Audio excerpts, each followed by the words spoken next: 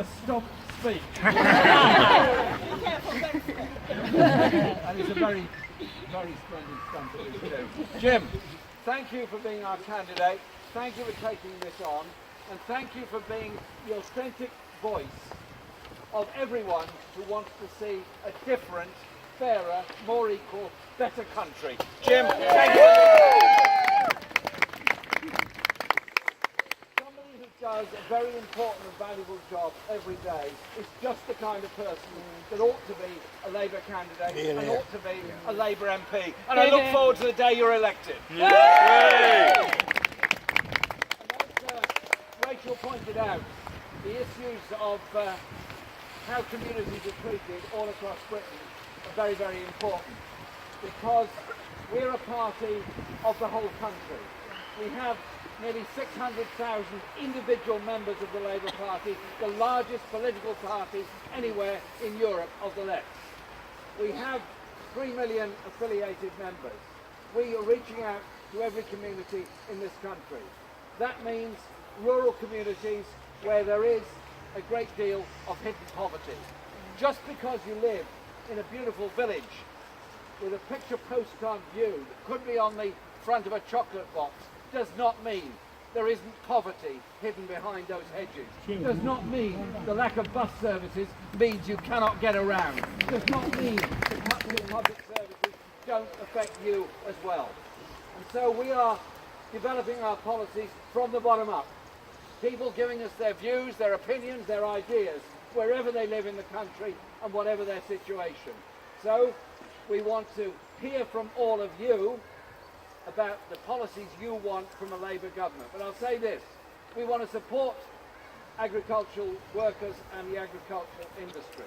We want sustainable agriculture in this country. We want decent rural bus services, and we want decent rural housing as well as small town housing for everybody. The days of not building council housing, not controlling the private rented sector and watching the social cleansing of our towns and cities go on will be over under a Labour government, because we're determined to achieve that. The National Health Service is our greatest and proudest creation as a Labour Party. And Aaron Bevan, a miner, was the health minister who introduced the National Health Service Act in 1947. We gained a National Health Service as a result of it. Healthcare as a human right, free at the point of use. It's something we take for granted. Millions of people, nay billions around the world, would love to have the same sense of health security that we've all been brought up with. So when they come after the NHS, by cutting, by privatising, by selling off, and by criticising it, I say to them, we are the first and last line of defence of the principle of the National Health Service, and we always will be. Managing to drag out of this government the sustainability and transformation plans that they've been producing in secret all over the country. And we discover from that a number of things. One is every hospital is running a debt or a deficit. Every clinical commissioning group is struggling to provide the services that are necessary. Many pharmacies are in danger of closing. Many GP surgeries have long waiting lists. Many A&E departments are under serious threat. So as you have now, in the case of Grantham, an A&E department that's closed at night, therefore, if you have an accident, you have a heart attack, you have a stroke, any major thing happening to you overnight, you've got to go much further. You go further, there's a greater danger, obviously, of what will happen to you. And that is happening all over the country. And so we have called next Saturday, November the 26th, NHS Campaigning Day. I've written to every party member, I've written to every constituency party, I've written to every affiliated union and say, get events organised next Saturday and onwards to alert the public of the dangers to our National Health Service. And we're expecting to have over 500 events all over the country. The media may not be reporting all 500 of them, but I tell you this, we're going to be out there on all the high streets and all the market squares getting the message across that there are three aspects of the National Health Service that are very important. Firstly, the hospitals, the A&E departments, and the doctors and the pharmacies. The principle of the National Health Service that is very visible and very important. And it's got to be properly funded and properly managed. Not an attack on NHS workers, it's in support of NHS workers and what they do. The second part is on social care. The social care crisis that exists across the country, where there are too many very vulnerable people staying in acute beds in hospitals because the social care is not available for them.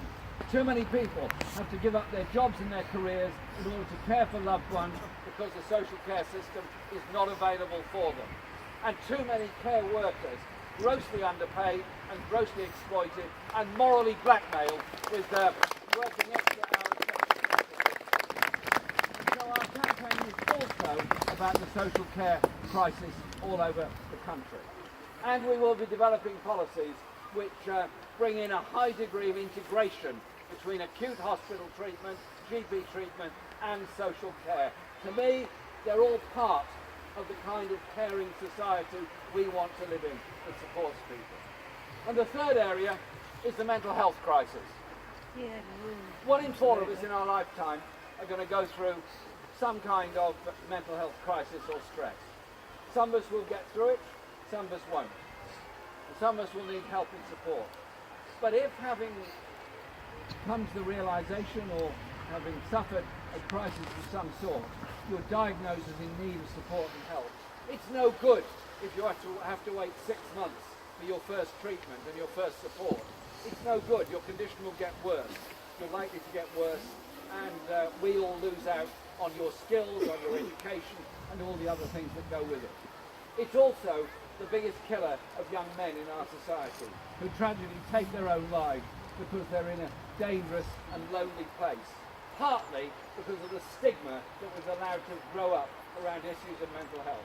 So we, as a Labour Party and the Labour movement, embrace people going through a crisis and a problem. We don't use disgusting words to describe people who are going through a crisis. Instead, we do what we said we would do when we amended the Health and Social Care Act to say there should be parity of esteem between the National Health Service in its normal medical sense and the mental health services in the crucial needs that they have. They should be properly funded, properly resourced and properly supported by all of us. The three prongs to our health campaign.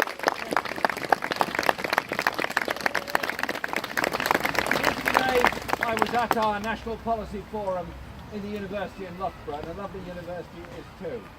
The points I made there were quite simply this.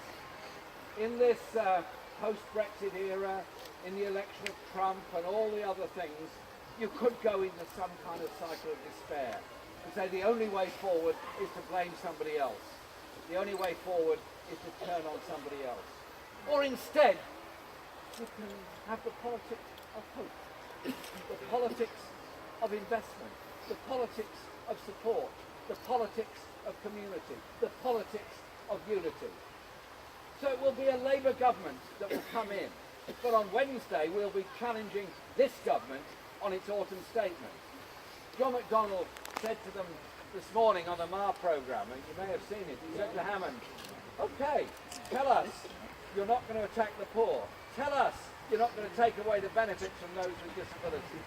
Tell us you're going to reduce inequality in your statement on Wednesday, and we'll support you. That was the reply.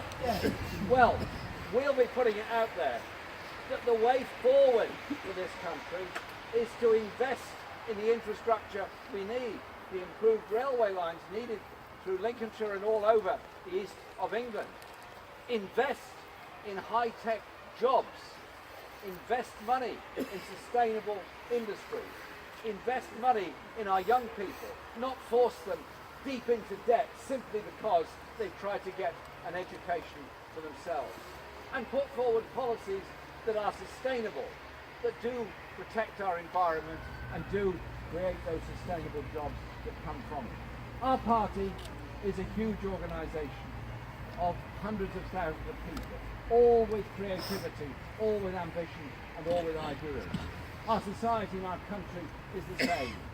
So I want to see an economy that grows and works for all, an education system and a health service that provides for all, and embrace the imagination, the cultural values of everybody. How about every child getting a chance to learn a musical instrument in school, for example?